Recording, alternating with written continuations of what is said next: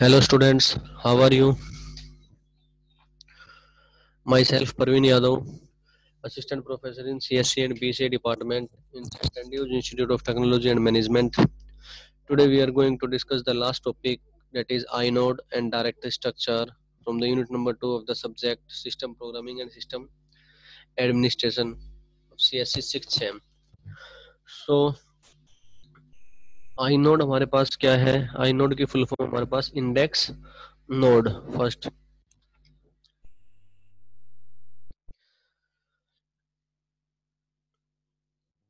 तो विंडोज के अंदर भी, यूनिक्स के अंदर भी, लिनक्स के अंदर भी हमारे पास क्या है कि फाइल सिस्टम होता है कोई ना कोई।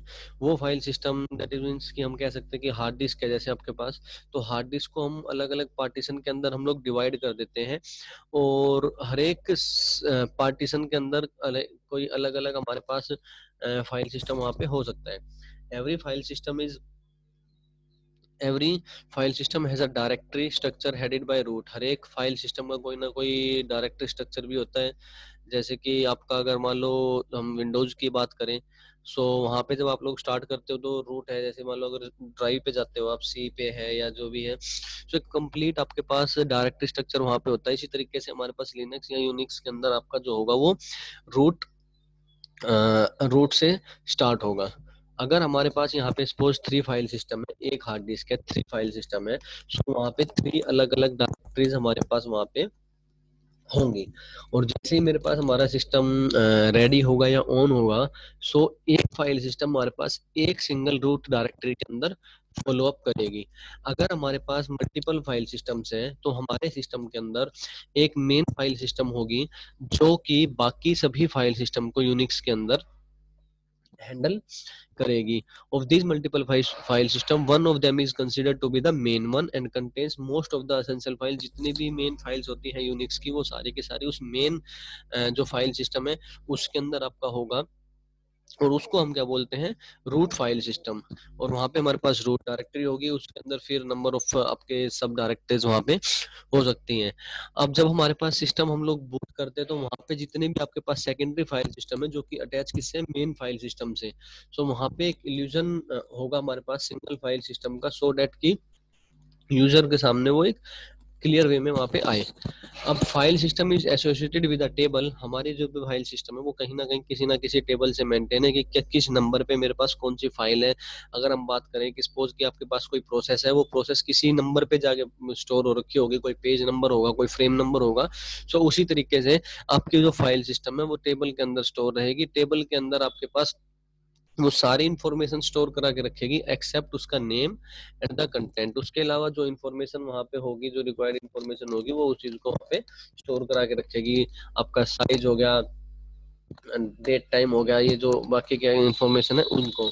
सो इस टेबल को हम लोग बोलते हैं आई नोड, और इसका जो फुल फॉर्म है वो हमारे पास क्या है, इंडेक्स नोड। इसके अंदर हमारे पास क्या मिलेगा कि एक आई नोड नंबर मिलेगा, जिस नंबर पे मेरे पास मेरी जो फाइल होगी वो स्टोर होगी।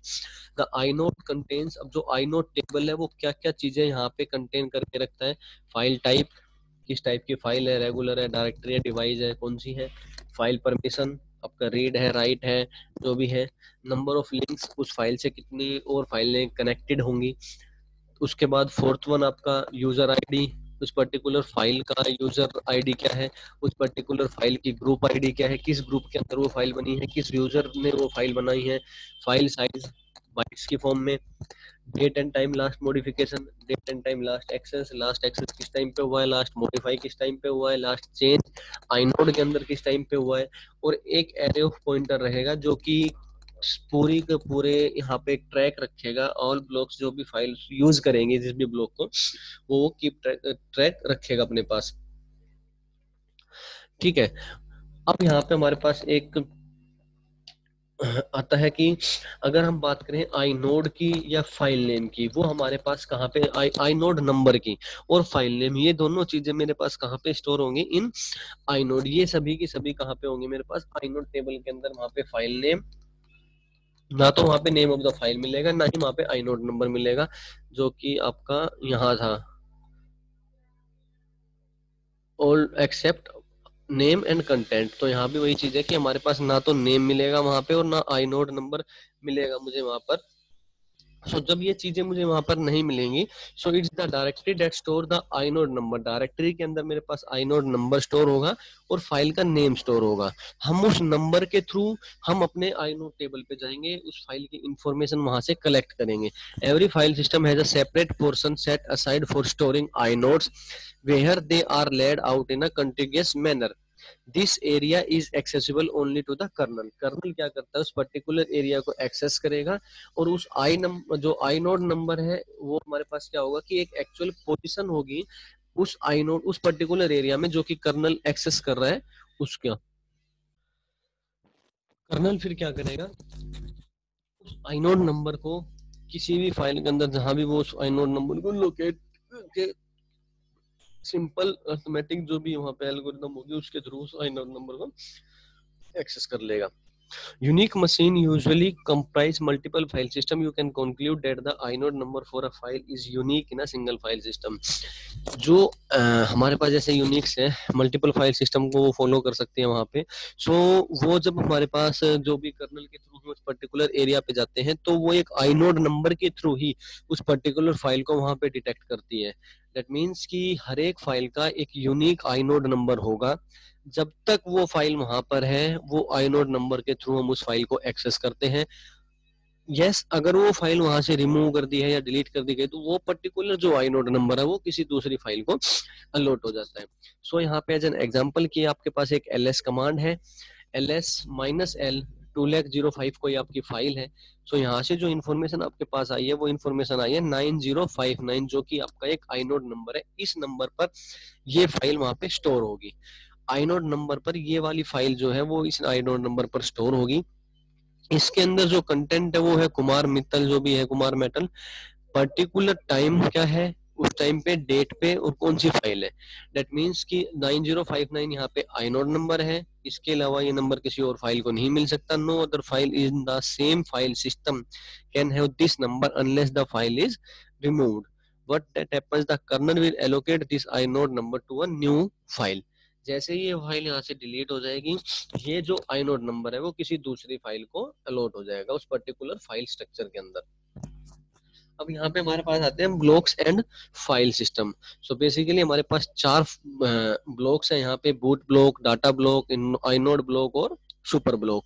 बूट ब्लॉक आपके पास यहाँ पे क्या होगा कि बूट ब्लॉक हमारे पास सिंपल की प्रोग्राम को बूट करने के लिए हम लोग बूट ब्लॉक का यूज करते हैं। बूट ब्लॉक बेसिकली कंटेन करता है बूट प्रोग्राम को और पार्टीशन टेबल को।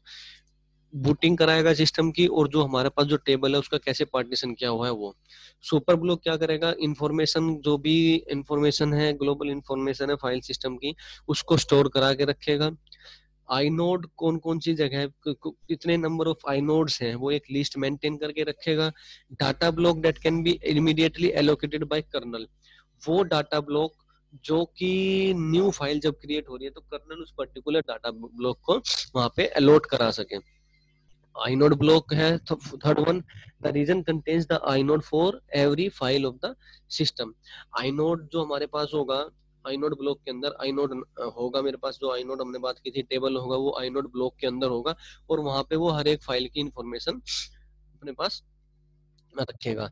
डाटा ब्लॉक के अंदर आपके पास क्या होगा कि जो आपका प्रोग्राम होगा, जो डाटा होगा, जो भी किसी यूजर ने वहां पे क्रिएट किया तो उस पर्टिकुलर ब्लॉक में, उस पर्टिकुलर रीजन में उसको वो स्टोर करा के रखेगा।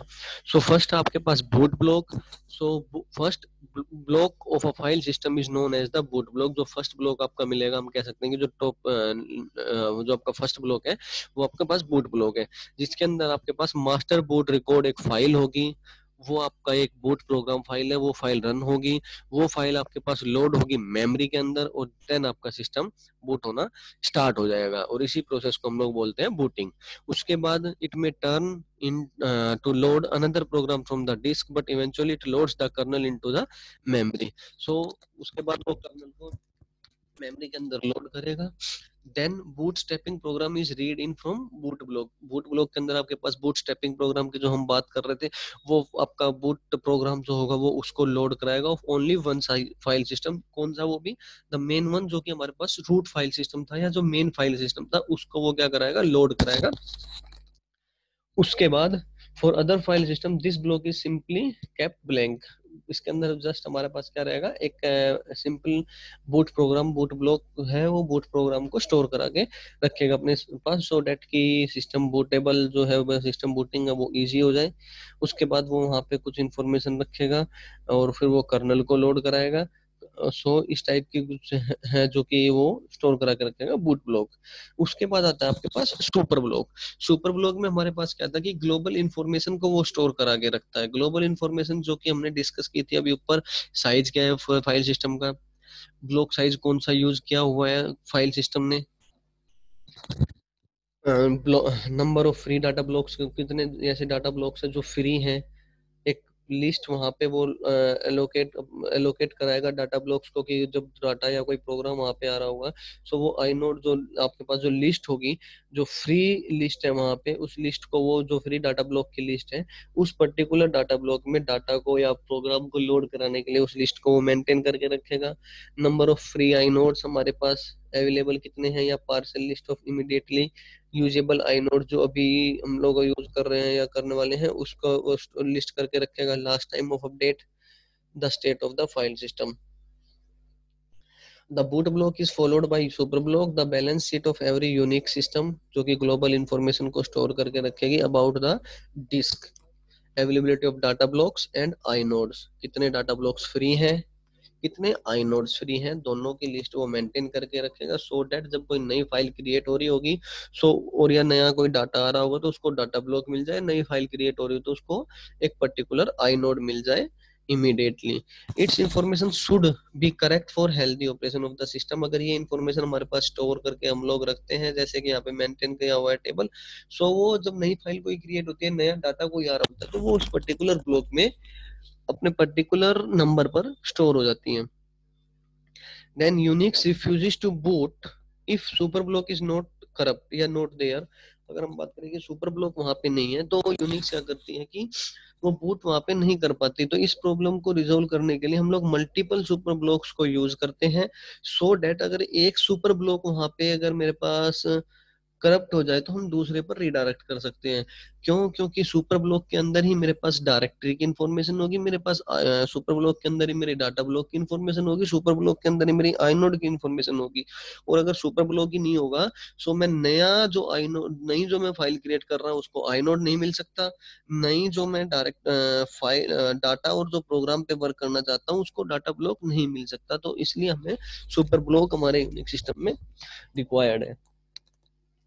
इसके बाद आपके पास आई नोड ब्लॉक्स। सो जैसा नेम सजेस्ट कि i node block all i node information अपने पास स्टोर करा के रखेगा, कब फाइल क्रिएट हुई है, कौन सा आई नोड एलोकेट हुआ है, inode contains all file attribute जो कि हम डिस्कस कर सकते हैं, उसके नाम और कंटेंट एक्सेप्ट वो सारी इंफॉर्मेशन रखेगा, जो कि आपके पास डेट वेट मॉडिफाई वगैरह से रिलेटेड थी जितनी भी, वो सारे के सारे information. Since the inodes are laid out sequentially the kernel use simple arithmetic, जो हमने ऊपर भी डिस्कस किया था कि जब कर्नल क्या करता है, सिंपल अर्थमेटिक अपने जो भी यूज करता है वहां पर, जिससे कि वो inode by using the inode number as the index in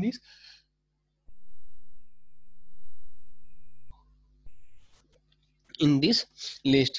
जैसे ls कमांड है, looks up directory to know the inode of a file and then reads the content। Next आपके पास डाटा ब्लॉक। डाटा ब्लॉक आपके पास store करा के रखेगा data को और program को। So all the file data are stored in the data blocks which occupies most of the file system. The data blocks एक physical block आपके पास होगा, यूनिक्स के केस में 512 बाइट, लिनक्स के केस में 1024। we call this the logical block and is set at the time of installation of the system।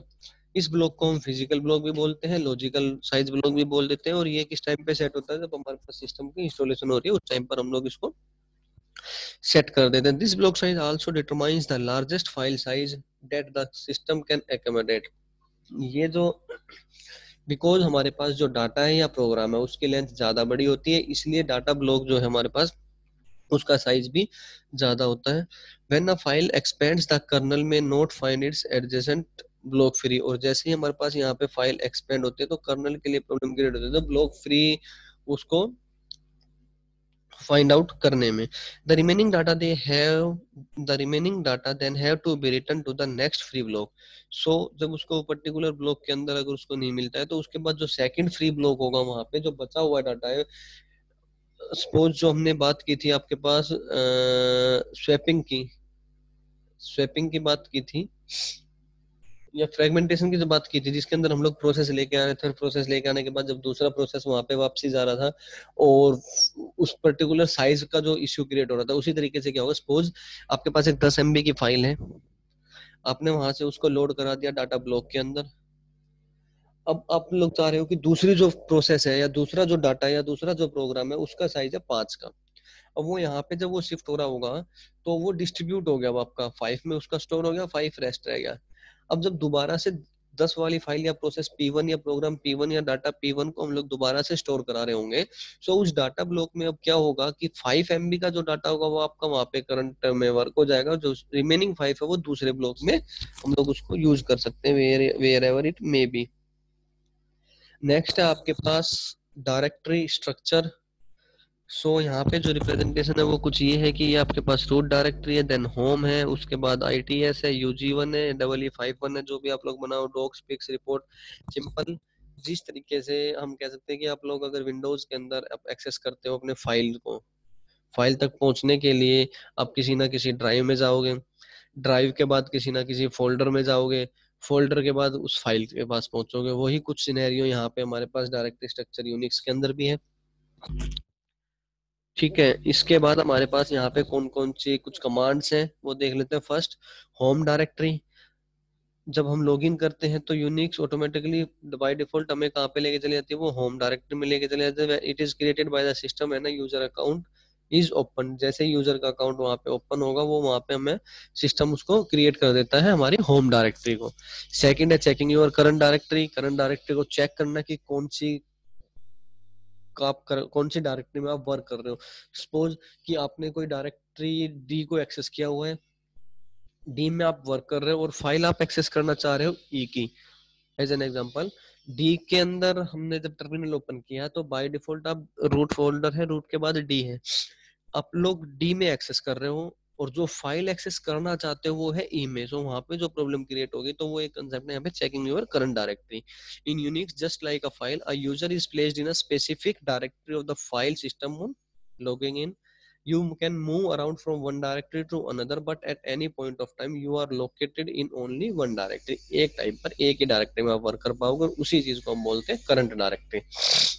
At any time you should be able to know that what your current directory, so print working directories commands tell you that the कौन सी, आप जब pwd command run करोगे तो आपको वहां से वो complete मिलेगा कि आप कौन सी डायरेक्टरी के अंदर वर्क कर रहे हो। थर्ड है चेंज डायरेक्टरी, जो कि आपके पास कमांड है cd। You can move around the file system. अगर आपको चेंज करना है, जैसे कि एग्जांपल में हमने अभी लिया कि हम लोग डी में वर्क कर रहे हैं, ई की फाइल को एक्सेस करना चाहते हैं, सो डेट अब मुझे डी की जगह ई को चेंज करना है वहां पे डायरेक्टरी में। सो यहाँ पे जो कमांड होगी हम लोग रन करेंगे cd और आपका डी ई, cd e, तो आपका वो क्या होगा, cd e आपका चेंज हो जाएगा। जो ये कमांड आपकी cd प्रोग्राम्स, इसी तरीके से यहाँ पे अगर आप लोग cd और e करोगे तो भी आपका अपडेट होने के बाद ये कंप्लीट पाथ यहाँ पे e आ जाएगा। So CD program here mean that change your subdirectory to programs under the current directory. ये so इसने two programs under the current directory, उसके current directory हमारी क्या थी E, to E under the current directory using a path name causes no harm either. CD home Kumar programs for जो भी हमें next use करना है। नेक्स्ट आपके पास डायरेक्टरी कैसे क्रिएट करेंगे, वो कमांड आपके पास मेक dir फाइल डायरेक्टरी का नाम, जैसे कि यहाँ पे पैच लिखा हुआ है।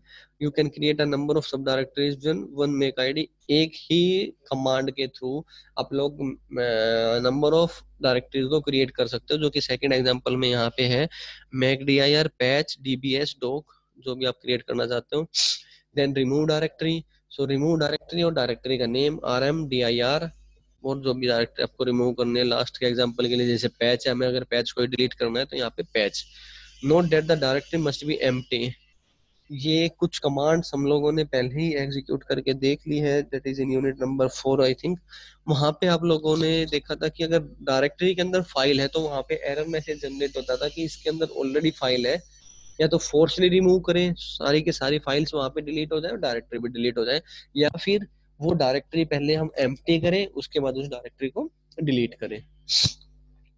उसके बाद कुछ यहाँ पे डायरेक्टरी के पाथ हैं, सीडी आपके पास जो कि हमने चेंज करके दिया, देन रिमूव का, ये remove directly does not exist, अगर हमने यहाँ पे प्रोग्राम्स अगर है ही नहीं, trying to remove the current directory, और वो वहाँ पे अगर है नहीं, सो हमारे पास ये एरर है, to remove this directory you must position yourself in the directory above programme.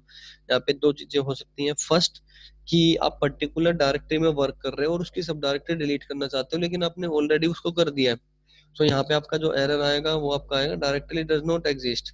Second case क्या है कि आप किसी और डायरेक्टरी में वर्क कर रहे हो और वहां पे रिमूव करना चाहते हो किसी और दूसरी डायरेक्टरी की सब डायरेक्टरी को, लाइक आप वर्क कर रहे हो डी में और ई के अंदर कोई सब डायरेक्टरी है डेट इज मूवीज, उसको आप डिलीट करना चाह रहे हो, रिमूव करना चाह रहे हो, तो वहां पे आएगा डायरेक्टरी डज नॉट एग्जिस्ट का एरर। सो हम उसमें मूव करेंगे, मूव करने के बाद हम उसको डिलीट कर देंगे। ठीक है, तो यहाँ पे इसकी कुछ एप्लीकेशंस हैं, compiler, interpreter, programming tools, CSH के बारे में डिस्कस कर लिया unit number 4, Korn shell unit number 4, shell script unit number 4। ठीक है, तो ये आपके पास कुछ एप्लीकेशंस हैं और इसके साथ आपका एसपीएससी का सिलेबस कंप्लीट।